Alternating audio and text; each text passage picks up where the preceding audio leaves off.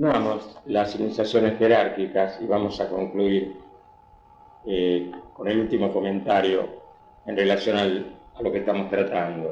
Con respecto a la palabra de pase que le confía el Bodhisattva al iniciado en ciertos momentos del proceso iniciático, le van a permitir entonces leer los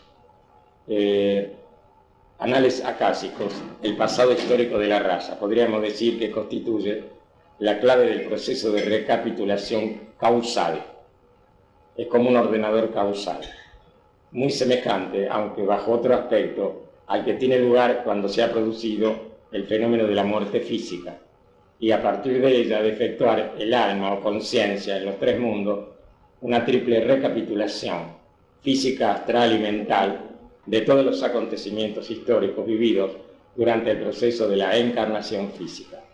Esta triple recapitulación constituye la base kármica de los acontecimientos futuros para el alma humana, pues el pasado, el presente y el futuro son indivisibles y forman parte del equipo psicológico de cualquier entidad cósmica, planetaria o humana. Y desde el ángulo oculto hay que tener en cuenta también que al iniciado se lo considera como uno que muere en la vida de la materia para renacer en la vida del espíritu, siendo cada nueva iniciación una muerte en el sentido psicológico, con su inevitable proceso de recapitulación. Tenemos entonces que en la primera iniciación el iniciado recapitula el pasado lemur. En la segunda iniciación el iniciado recapitula el pasado atlante. En la tercera iniciación, que vamos a tratar ahora, el iniciado recapitula el pasado ario. En la tercera iniciación jerárquica encontramos que se la denomina la transfiguración o el bautismo de fuego. Siendo ambas definiciones, transfiguración o bautismo de fuego, todavía un misterio que se realiza en la vida del iniciado y deriva de los hechos siguientes. Primero, de la integración perfecta de sus vehículos expresivos en los tres mundos, el mental, el astral y el físico. Nosotros hemos comentado en otras grabaciones que debemos lograr la personalidad integrada. Eso significa esa integración al estar en sintonía con el alma superior. Esto es lo que debe buscar la persona. Muchos hablan del ego, dicen hay que derrotar al ego. Si tomamos el ego como personalidad, siempre el equipo de personalidad va a estar presente en el mundo físico. No se trata de derrotar la personalidad, sino de integrarla. Ese es un concepto que todavía no manejan muchos. Esta integración viene representada precisamente en los evangelios cristianos, en el monte Tabor. Cristo y los tres discípulos dormidos a sus pies. La transfiguración de Cristo en Moisés y Elías, en la cumbre del monte, es la representación simbólica de la triada espiritual, aquello que conocemos como Atma, Buddhis y Mana. Los tres discípulos dormidos a sus pies son asimismo la representación simbólica de los tres cuerpos temporales, físico, astral, mental, podríamos decir del cuaternario inferior. Esto es figurativo y nos da la idea de la evolución. Precisamente los caminantes espirituales, a pesar de su buena voluntad, todavía siguen a los pies del camino, dormidos. O sea, la mayoría de la humanidad vive en hipnosis. Este es el grave problema. Y esa hipnosis los lleva a todos a vivir la etapa del oso, pan y circo, en general, hasta que despierta. Aunque hay mucha gente que lucha, trabaja y aporta, sirve, y sin embargo hay una gran cantidad de seres que viven esa etapa, que es la etapa tercera del ebrio, del borracho. Y así vemos que las fuerzas involutivas nos condicionan con un montón de juegos inoperantes y de cosas inoperantes. Así está la juventud sometida a ciertas influencias menores. El segundo punto en esta tercera iniciación, en esta derivación de los hechos siguientes, tenemos el contacto consciente y permanente establecido con el yo superior. Es decir, el caminante espiritual debe estar atento, permanente, al yo superior. Y esto lo va consiguiendo lentamente a través del tiempo. Y ahí tenemos otra vez la presencia yo soy en la tierra a través de todos los caminantes, chelas, discípulos, misioneros que están intentando ese regreso del Cristo, que más que regreso histórico es un regreso en cada uno. La afirmación de Pablo, Cristo en ti, esperanza de gloria, constituye una experiencia práctica en la vida del iniciado y no un simple conocimiento intelectual. Esto lo vemos muy común en las distintas religiones, que no se vive el Cristo. Lo primero que ustedes escucharon hace varios años fue que deberíamos realizar la basicidad crística, así muy simplemente, contra las palabras de Pablo, que es igual, Cristo en ti, esperanza de gloria. Cuando realizamos la basicidad crística, hemos logrado la esperanza de gloria. Ya no es esperanza, sino que ya hemos logrado acceder al plano búdico, crístico y búdico. Entonces, la personalidad ha sido integrada. El tercer punto de la percepción consciente, en ciertos niveles de la tercera esfera de Shambhala, son los arquetipos mentales que corresponde actualizar en el mundo, en cuyo desarrollo y manifestación pueden iniciadóficamente colaborar. Es decir, lo que siempre hablamos, generar nuevas estructuras. Y acá tenemos una metodología, que ustedes la han hecho durante 9 años. O sea, actualizar en el mundo los arquetipos mentales. ¿Qué es un arquetipo? Un arquetipo es algo divino, es algo ley, es algo perfecto. Por ejemplo, Jesús es un arquetipo. San Germán es un arquetipo. Por supuesto que el cantante de moda no es un arquetipo. Sabemos que la mayoría de la humanidad vive en los 3 mundos inferiores. Es decir, está como los discípulos dormidos a los pies del Maestro. No ha resucitado, no ha adelantado, no ha hecho la basicidad crística. El cuarto punto del contacto establecido y conscientemente regulado por el Maestro con ciertas poderosas entidades débicas de la jerarquía de los Agnisvatas o señores del fuego, cuya radiación ígnea fue preparando progresivamente sus vehículos sutiles para poder resistir adecuadamente y sin peligro las fuerzas dinámicas energéticas del fuego eléctrico, que se desprenden del aura del Señor del mundo, en este caso el Señor Buda, y del diamante flamígero. El diamante flamígero es un diamante con un gran poder, y se utiliza este diamante en el momento de la tercera iniciación. El quinto punto a considerar es de la visión que obtiene el iniciado sobre el pasado ario, leído a la luz de los archivos acásicos, y la adecuada interpretación de aquellos hechos históricos en los que kármicamente intervino. Es decir, que nosotros vamos a trasladarnos en el tiempo a medida que vamos avanzando en las iniciaciones y vamos sabiendo quiénes fuimos, qué hicimos de bueno y qué hicimos de malo, qué es lo que quedó en el cuerpo causal y qué es lo que se fue del subconsciente. La recapitulación de este proceso del pasado, cuya extensa panorámica le fue abierta a merced a la palabra de poder que le había sido confiada por el Bodhisattva, abarca el larguísimo periodo de su remoto comienzo hasta la quinta subraza aria, o sea, la raza actual. Esta recapitulación, efectuada con entera impersonalidad, dota al discípulo de una experiencia suprema de asimilación de hechos que está más allá de todo inútil sentimiento humano de arrepentimiento, tras el cual se escuda siempre el alma del timorato. Siempre es aquello que tenemos que derrotar en la vida humana, los temores, los sentimientos de culpa. Y eso lo estamos trabajando incipientemente a través de las terapias alternativas. O sea, todo el proceso es válido, Uno puede prescindir o no, pero tenemos que saber cuando ya hemos vencido todos los obstáculos, temores y todos los patrones conductales que tenemos que derrotar para poder estar lo mejor posible en una iniciación y recibir lo que hemos conseguido, porque no todas las iniciaciones tienen las mismas corrientes de vida a iniciar, ni los mismos procesos cuánticos energéticos, porque eso depende del gran valor que ha tenido el discípulo en su momento.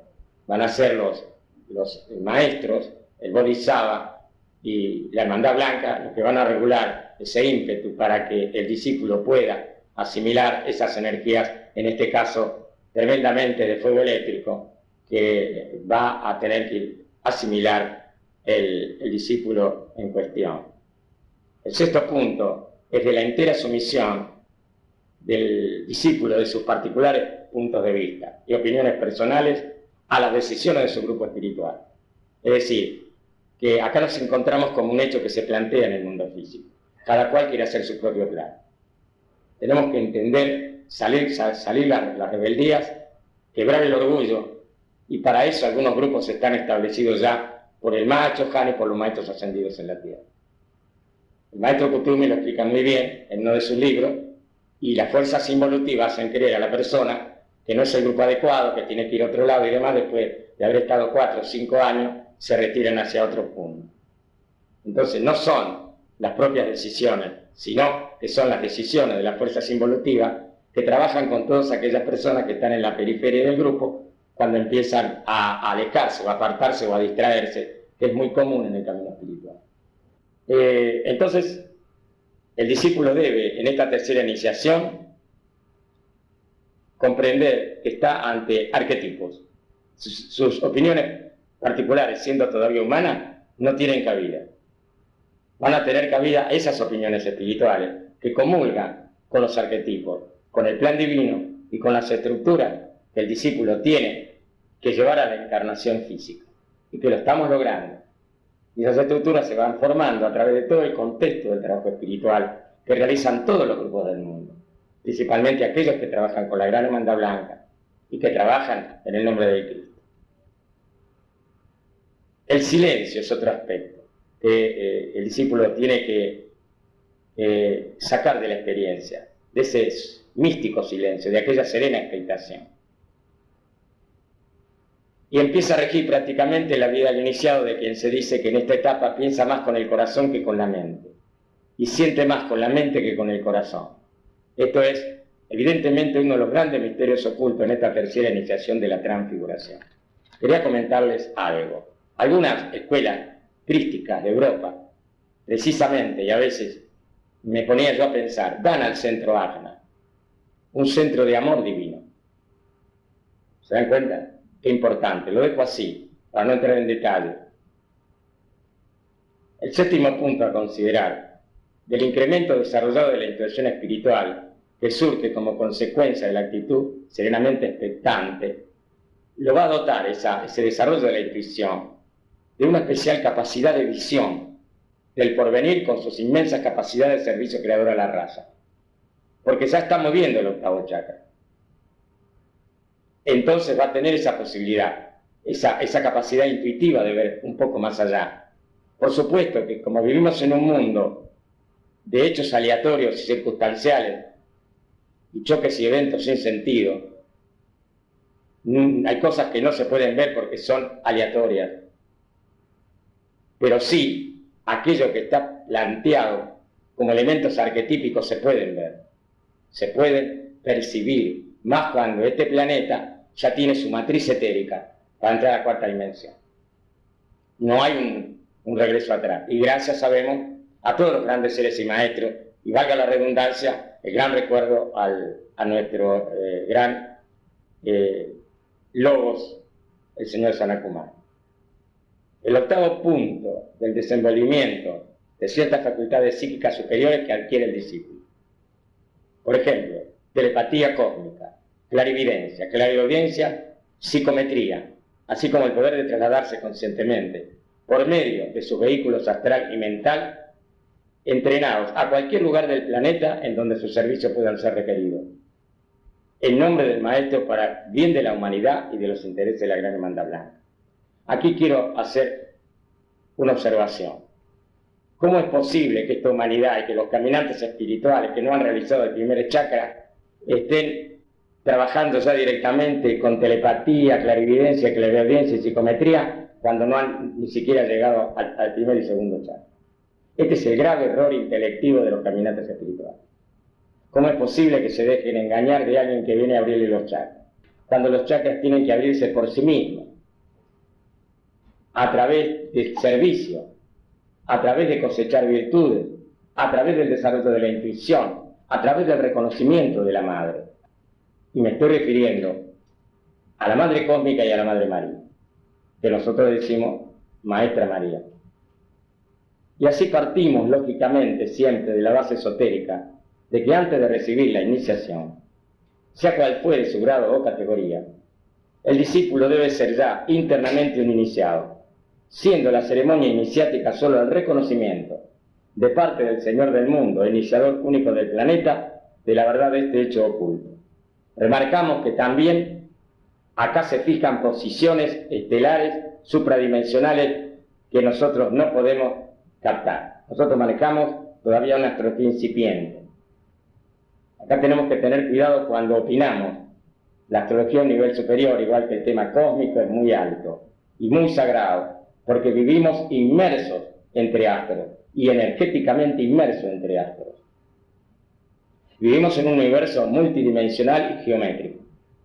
Y esto lo tenemos que entender. Por eso, opinamos rápidamente y estamos opinando en tercera dimensión, sin un cerebro o un plano mental más volumétrico que lineal, y entonces estamos permanentemente cometiendo errores. Por eso el silencio y hablar con propiedad y la humildad son los caminos reales para poder lograr el verdadero conocimiento o sabiduría que tenemos que lograr. Otra de las oportunidades que ofrece esta tercera iniciación jerárquica es la de poder penetrar conscientemente en ciertos definidos niveles de la tercera esfera de Shambhala, donde el caminante espiritual, discípulo iniciado, podríamos llamarlo de distintas maneras, tendrá acceso a determinados archivos de la gran logia planetaria, conteniendo conocimientos ocultos acerca del futuro de la raza aria, los cuales le mostrarán, asimilados a la luz de la intuición superior, el trabajo y función que deberá desarrollar en el devenir de las dos próximas subrazas. Todo ello visto con ayuda de los ángeles del recuerdo, agentes de aquel gran señor del karma, a quien la gran fraternidad considera como una expresión de la memoria cósmica aquí en la Tierra. Esta memoria, que trasciende el tiempo, abarca simultáneamente sus inmensas y misteriosas profundidades, no solo el secreto del pasado y del presente, sino también el permanente y vívido secreto del futuro. Es decir, que tenemos un futuro asignado, pero un futuro asignado que tiene que ver con la evolución de la conciencia de las almas. No es que hay un determinismo total, sino que las almas deben realizar su proceso de conocimiento sobre sí mismos y su integración, ya que hemos caído de la gracia. Estamos recapitulando el plan divino original. Y así entramos ahora a la cuarta iniciación jerárquica. Después que el iniciado hizo este camino, esta transfiguración, el monte Tabor, los discípulos, esta expresión simbólica, realmente él, en su manifestación fenoménica en el plano material, ha integrado su psiquismo, si podemos llamarlo así, su parte anímica espiritual con su parte biofísica. Así simplemente. Lo que serían los tres mundos, mental, astral y físico etérico, con su alma. Ha hecho una integración. Siente dentro de su corazón una potentísima atracción que le acerca al dolor humano. Es decir, abre los pétalos del corazón. Ha de retornar todavía al mundo de los hombres para destruir por medio del amor, la compasión y el sacrificio los últimos deseos que lo atan a estos tres mundos, que es donde vive la humanidad. La humanidad tiene una realidad que no es realidad sino una subrealidad.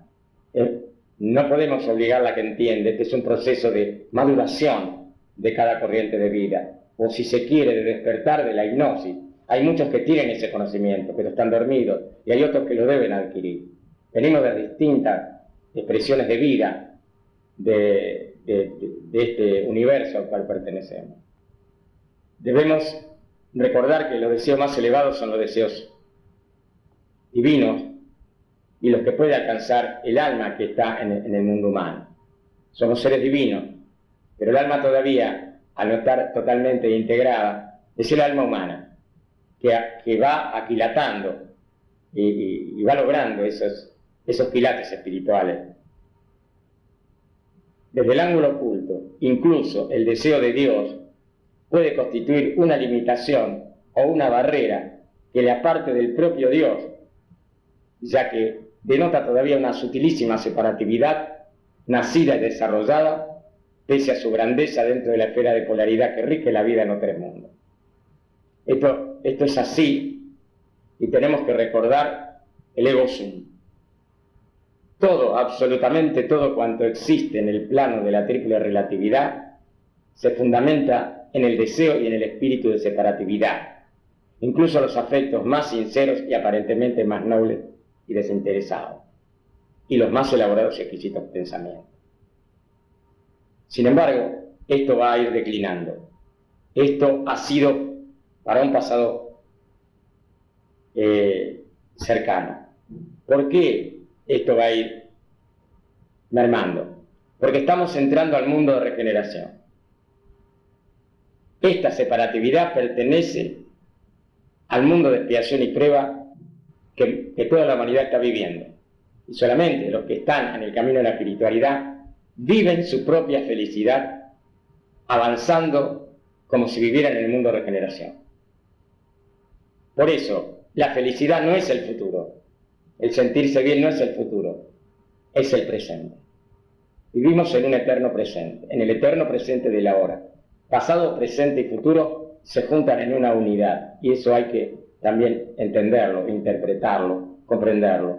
La muerte no es sino un cambio para recapitular todas las experiencias. Aún aquellos que no están en iniciaciones, si fuera necesario, se les recapitulan sus hechos de vida, para que pueda la próxima vez prepararse para la ascensión, como muchos de nuestros queridos familiares que llamamos comúnmente fallecidos.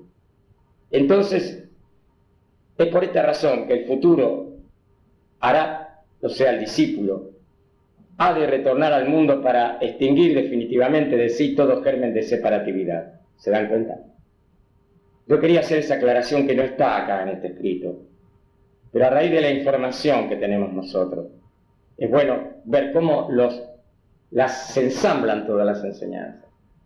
Nosotros hablamos ya hace varios casetes atrás, 30 o 40 casetes atrás, de que estamos marchando hacia un mundo de regeneración. Pero ahora vuelve el discípulo con nuevas armas. La clara percepción y la razón intuitiva que forman parte inseparable del sentimiento búdico de unidad. En virtud de sus esfuerzos anteriores, pudo penetrar el iniciado ciertos exaltados niveles de la esfera búdica de Shambhala y extraer de allí las simientes vivas de la resolución final que fueron reemplazados en su corazón a los grandes y más sublimes afectos humanos. Las palabras de Cristo, analizadas más allá de su sentido histórico, son concluyentes.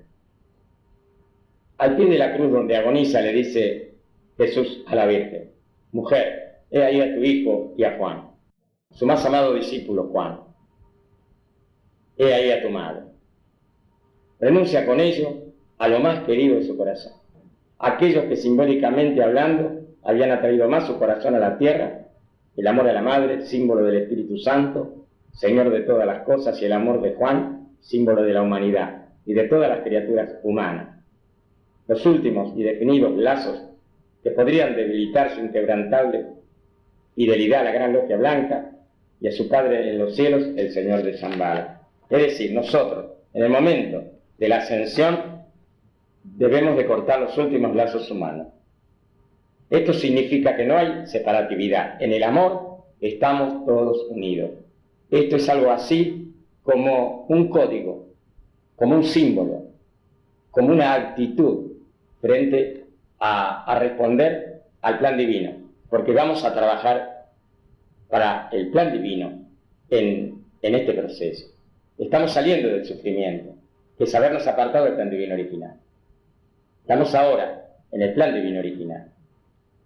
Esto es lo que nosotros tenemos que comprender. Los maestros nos han explicado en algunos libros todo este proceso. Y en el amor nadie queda supeditado al otro. El otro está supeditado al otro, si vale ese término, a través del lazo del amor. No hay supeditación en el amor. La supeditación está solamente en lo emocional. En lo emocional sí tenemos supeditación al otro. Y en esa supeditación estamos condenados a vivir el karma humano, el dolor, la enfermedad y la muerte. Mientras que a través de la liberación de ese condicionamiento humano, a través de todas las etapas de perfeccionamiento a las que estamos asistiendo, llevando a cabo, nosotros vamos a lograr no solamente esa liberación, sino ascender y en el peor de los casos resucitar. Muchos, y en Estados Unidos, están trabajando la resurrección. Otros intentan trabajar la ascensión y otros intentan venir a hacer una mejor encarnación. Teósofos se preparan para hacer una mejor encarnación. En Estados Unidos, grupos esotéricos que trabajan geométricamente están preparándose para la resurrección. Y muchos de nosotros estamos preparándonos para la resurrección y para la ascensión. Vale decir entonces que acá tenemos posibilidades que depende de lo que cada uno quiera llegar. No hay límites. Los límites los ponemos nosotros mismos, a nosotros mismos. Vale decir entonces que tenemos que entender que los que están despiertos están trabajando para su porvenir, para su eterno presente en cuanto a acontecimientos de liberación y de ascensión. Y en esta cuarta iniciación, el discípulo ha de reproducir en iluminada conciencia el entero drama místico de la crucifixión, el del Hijo en la tierra a la búsqueda de su Padre en los cielos.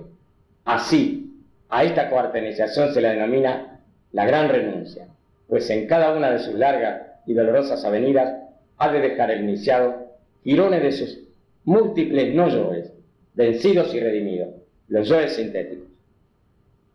Esto es lo que tenemos que aprender a captar. Por eso esta grabación, queridos hermanos, deben escucharse por lo menos durante 15 días y pasar a otra. Son profundas y tenemos que captar porque hay cosas que están veladas, como hay cosas que están muy claras. Debe afrontar el iniciado aquel indescriptible estado de conciencia, sin interpretación posible, que en términos jerárquicos se le define como absoluta soledad. En un momento de su vida en el plano físico, llegará a sentirse tan inmensamente solo, pues incluso sus seres más queridos le abandonarán, que el cielo llegará a parecerle de bronce, pues ni aún de allí podrá esperar paz, consuelo o ayuda. Es en aquellos infinitos e indescriptables momentos de desconocida soledad que surge de lo más profundo de su alma el grito desgarrador: Padre, aparta de mí este cáliz de amargura. Es el potentísimo grito invocativo que surge del Getsemaní, de su alma atormentada, presintiendo quizás las siguientes pruebas iniciáticas.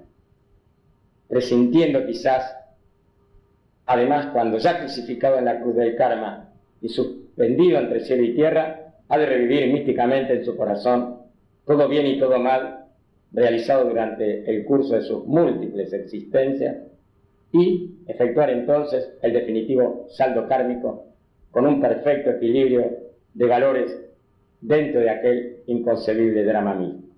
Llega a penetrar entonces en el indescriptible centro del bien y del mal, siendo precisamente en aquellos momentos de intensísimo dramatismo cuando ha de afrontar la angustiosa e incomprensible soledad. En esta cuarta iniciación, el señor de Shambhala, el señor Buda, alrededor del año 2000, erguido ante él y constituyendo el vértice superior de todas sus decisiones, empuña el llamado diamante flamígero.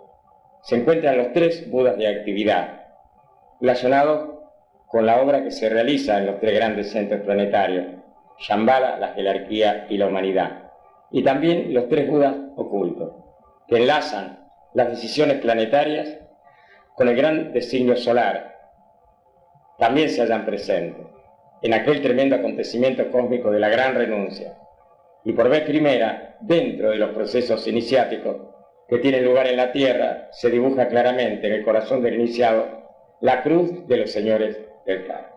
Seguidamente, el Señor del mundo, el iniciador, aplica el cetro de poder planetario cargado de fuego cósmico en el centro cardíaco del iniciado.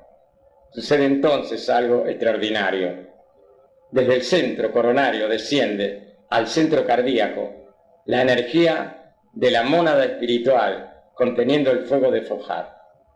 Al propio tiempo, y como una inevitable respuesta de la vida material, asciende rítmicamente del centro de la base de la columna vertebral hacia el centro cardíaco, bañando ígneamente a su paso los centros etéricos inferiores, el fuego de la materia kundalini. Cuando ambos fuegos, el que desciende de la cúspide de la cabeza y el que asciende desde las regiones inferiores, coinciden en el corazón del iniciado, se produce un estallido de luz que lo inunda todo. El fuego solar se libera y en su inconcebible expansión destruye, según está escrito, el cuerpo causal, el inefable cuerpo de luz que constituía la morada del ángel solar y que desde remotas edades había constituido el vínculo de unión supremo entre la mónada espiritual y el alma humana en los tres mundos. El iniciado ha alcanzado ahora la verdadera estatura del Cristo, la del propio ángel solar. Gracias a esta trascendente alquimia de los fuegos y como resultado de haberse situado el iniciado a la misma altura mística del ángel solar, puede liberarse éste del pacto supremo o voto inquebrantable formulado al Señor del universo de permanecer con el Hijo del Hombre hasta su completa liberación de la pesada carga de los tres mundos.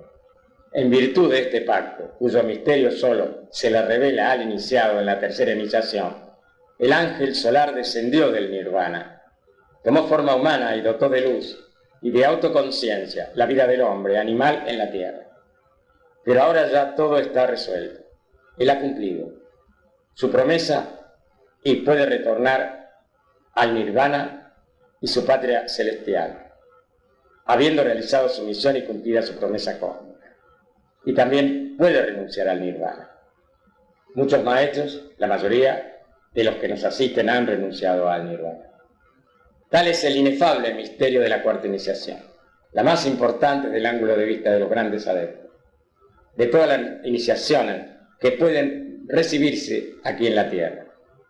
El retorno del ángel solar a su inmaculada fuente de procedencia y la destrucción del cuerpo causal del iniciado colorean esta trascendente experiencia mística de todos los alicientes de carácter cósmico, solar, planetario y humano que nuestra mente sea capaz de captar y concebir. En el desarrollo de la ceremonia iniciática de la cuarta iniciación y como consecuencia su valor psicológico, esotérico y místico, concurren los siguientes factores. Primero, las energías provenientes del cuarto subplano de la esfera búdica de Shambhala. Segundo, los señores de la llama, es decir, los cuatro Kumaras responsables de la evolución planetaria. Y Sanakumara, ahora el señor Buda y sus tres excelsos discípulos, los Budas de actividad. Tercero, en el universo oculto actúa otra agrupación cuádruple constituida por el logos planetario del esquema terrestre, el aspecto monádico de Sanakumara, los tres Budas esotéricos. El octuple sendero del Buda tiene que ver, de acuerdo con las analogías de estas 8 insignes y trascendentes entidades cósmicas. El cuarto punto, los señores del karma, hoy 9, quienes en el momento de la gran renuncia retiran definitivamente del corazón del iniciado los estigmas del karma, simbolizados en los 4 pétalos del centro Muladhara, que constituyen los 4 brazos de la cruz kármica. El otro punto a considerar, el quinto punto, representantes débicos de tremendo poder dinámico procedente de la esfera átmica de Shambhala, secundado por devas de la esfera búdica, cooperan en la dispersión de los elementos liberados, o sea, la sustancia liberada, al ser destruido el cuerpo casual del iniciado.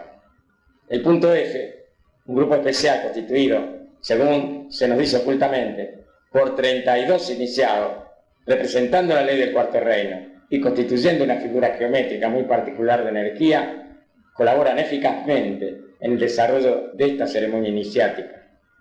Los dos últimos puntos son que el centro cardíaco del iniciado, en el cual incidirá la tremenda potencia del fuego de Shambhala, el fuego fojat del espíritu del padre y el fuego de Kundalini de la madre, el hijo, el iniciado, ha abierto su corazón por los cuatro costados, tal como puede leerse, se desangra en favor de la humanidad y todos los reinos de la tierra se benefician con aquel augusto sacrificio.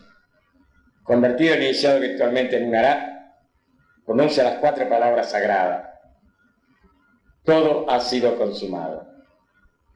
Recuerden que Jesús lo dijo en la cruz: Padre, todo ha sido consumado. Finalmente, un proceso cósmico relacionado con la constelación de Libra. El plano búdico cósmico tiene lugar también en el momento cumbre de la cuarta iniciación. Y así, con estos elementos, cerramos esta cuarta iniciación. En cuanto a la quinta iniciación jerárquica, el adeptado, el arhat, es la que finaliza la etapa evolutiva del ser espiritual como alma humana. Desde el momento de la individualización en el que las unidades selectivas procedentes del reino animal se convierten en seres humanos, han transcurrido millones de años y ha sido recorrido un dolorísimo trayecto lleno de inmensas dificultades. El karma ha gravitado constantemente sobre la entidad humana, exigiéndole interrumpidos esfuerzos de adaptación al medio y una tremenda secuela de sacrificios y ajustes, para que la esencia espiritual expresada en el ángel solar y el aspecto material manifestado a través de los tres cuerpos expresivos en los tres mundos, constituidos por una mente incipiente, un cuerpo astral en proceso de estructuración y un potente y gigantesco cuerpo físico, pudiesen armonizarse a través de continuados y sucesivos procesos de encarnación o de integración. Y no después un periodo en el que la esencia espiritual empezó a gobernar el aspecto material y entró el ser humano en aquellas etapas evolutivas esotéricamente definidas como sendero del discipulado, que no nos vamos a cansar de repetir. Mientras los grupos religiosos no entren en el sendero discipulado, es muy difícil que logren la evolución. En la primera de estas iniciaciones, el alma del discípulo se hizo dueña y señora de su cuerpo físico, gobernó sus impulsos y exigencias y redimió progresivamente aquella sustancia de su cuerpo que estaba vinculada con el reino mineral. Prácticamente inició dentro de su estructura densa un proceso mágico de radioactividad y aquellas asombrosas vidas débicas que animaban las células de su cuerpo empezaron a brillar y a emitir radiaciones a su alrededor. A este proceso de redención que efectúa el iniciado al operar conscientemente sobre la sustancia débica que forma su cuerpo físico, se lo denomina técnicamente de radiación magnética. En la segunda iniciación se hizo señor de su cuerpo astral y consecuentemente liberó a las unidades débicas que constituían su estructura molecular de su fuente de procedencia mística, el reino vegetal. Todas aquellas vidas débicas liberadas fueron bañadas en el agua de vida de los niveles superiores de la esfera astral. Reflejaron entonces el sentimiento vivo de devoción a la obra divina y la sensibilidad al bien. En su totalidad representó un proceso místico de redención espiritual que reveló la sensibilidad espiritual del alma superior del iniciado y su infinito amor hacia el plan de evolución planetaria. En la tercera iniciación, el iniciado integró perfectamente sus cuerpos inferiores, físico, astral y mental, y adquirió control y dominio sobre entidades débicas de los reinos minerales, vegetal y animal. El símbolo cristiano de los tres reyes magos, Gaspar, Melchor y Baltasar, ofreciendo sus dádivas al niño Dios, símbolo eterno del alma humana, en la cueva de Belén, es muy ilustrativo al respecto, pues esotéricamente revela la obra del iniciado efectuada en la tercera etapa iniciática. Esta analogía se verá todavía más claramente si se asocia la idea de los tres reyes magos con los tres discípulos del Cristo dormidos al pie del monte Tabor. Es así como el iniciado, en virtud de la triple obra, adquiere control sobre unidades débicas de las tres esferas de Shambhala, física, astral y mental, y sobre sus tres cuerpos inferiores, y sobre los tres reinos subhumanos, mineral, vegetal y animal. La integración del triple cáliz propicia la expresión del verbo. El iniciado irradia entonces el magnetismo causal. En la cuarta iniciación, el iniciado eleva su cáliz purificado o triple ofrenda al plano búdico, a la esfera de la perfecta unidad espiritual, y recibe a su vez el pago de la triple ofrenda, el sentimiento indescriptible de compasión hacia todo ser viviente, y el desarrollo fundamental de la intuición espiritual. Y es en esos momentos de inmensa e indescriptible soledad en los que ha perdido toda ilusión de vida y esperanza, cuando la vida y el propósito de Dios lo atraen definitivamente, sin resistencia alguna de su parte, hacia el seno creador, ha nacido un nuevo y perfecto Hijo de Dios, ha nacido un Arat, como se lo dice técnicamente. Y acá, para concluir, en la quinta iniciación, se caracteriza por la resurrección, aspecto que hemos tratado y que muchos ya están trabajando. Ya cuando todo se creía absolutamente perdido, cuando el cielo y la tierra desaparecieron del campo de visión del discípulo, cuando todo hubo sido consumado, es cuando se produce el gran milagro de la resurrección. Entonces cielo y tierra, espíritu y materia, espacio y tiempo, aparecen ante su asombrada visión como formando parte de un solo y único propósito. No se trata de un bello concepto esotéricamente conocido, o de una verdad místicamente hilvanada, sino de una vivencia dentro de la cual el iniciado participa íntegramente de la gloria de Dios, representada en la figura central del Señor de Shambhala.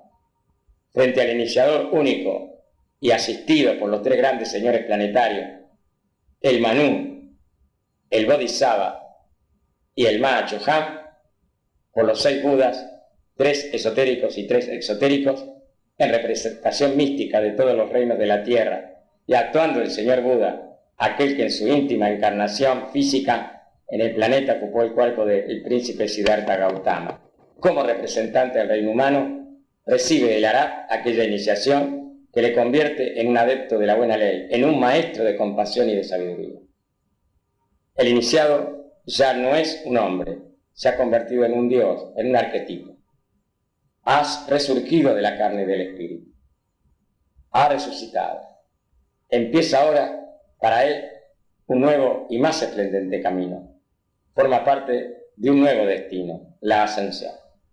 Es un perfecto exponente de los designios de Dios, aún aquí, del logos planetario del esquema terrestre, que todo lo gobierna e incluye dentro de la majestad de su omniabarcante seno, y se ha convertido en un fiel y consciente servidor del Señor de Shambhala, y éste le glorifica, introduciéndole en los místicos y sagrados misterios de su reino. Y aquí, queridos hermanos, concluimos en Buenos Aires, alrededor del año 2000, estas iniciaciones superiores.